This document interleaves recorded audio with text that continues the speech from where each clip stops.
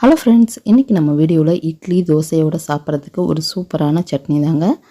வேர்க்கடலை புதினா சட்னி எப்படி செய்கிறதுன்னு வாங்க வீடியோக்குள்ளே போய் பார்க்கலாம். அதுக்கு முன்னாடி இன்னும் சேனலை சப்ஸ்கிரைப் பண்ணாமல் பார்த்துட்டு இருந்தால் சப்ஸ்கிரைப் பண்ணிவிட்டு பக்கத்தில் இருக்க பெல் ஐக்கானை கிளிக் பண்ணுங்கள். இப்போ வாங்க வீடியோக்குள்ளே போய் பார்க்கலாம். இந்த சட்னி அரைக்கிறதுக்கு ஒரு மிக்ஸி ஜாரில் 1 கப் அளவுக்கு வேர்க்கடலை, வறுத்த வேர்க்கடலை சேர்த்துக்கிறேங்க.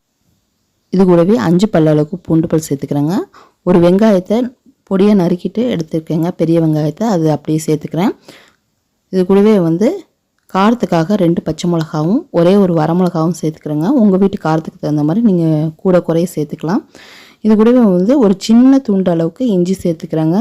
சேர்த்துட்டு ஒரு கோழி குண்டு அளவுக்கு புளி சேர்த்துட்டு இந்த சட்னிக்கு தேவையான அளவுக்கு உப்பு சேர்த்துக்கிறேங்க.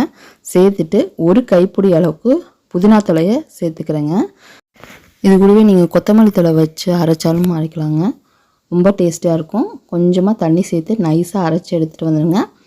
இதை இட்லி தோசைக்கு சாப்பிட்றதா இது போல் நைஸாக தண்ணி சேர்த்து அரைச்சிக்கலாங்க. சாதத்தோடு பிசைஞ்சு சாப்பிட்றதா இருந்தால் கொஞ்சம் கெட்டியாக அரைச்சிட்டு நல்லெண்ணெய் ஊற்றி பிசைஞ்சு சாப்பிட்டா ரொம்பவே நல்லாயிருக்கும்.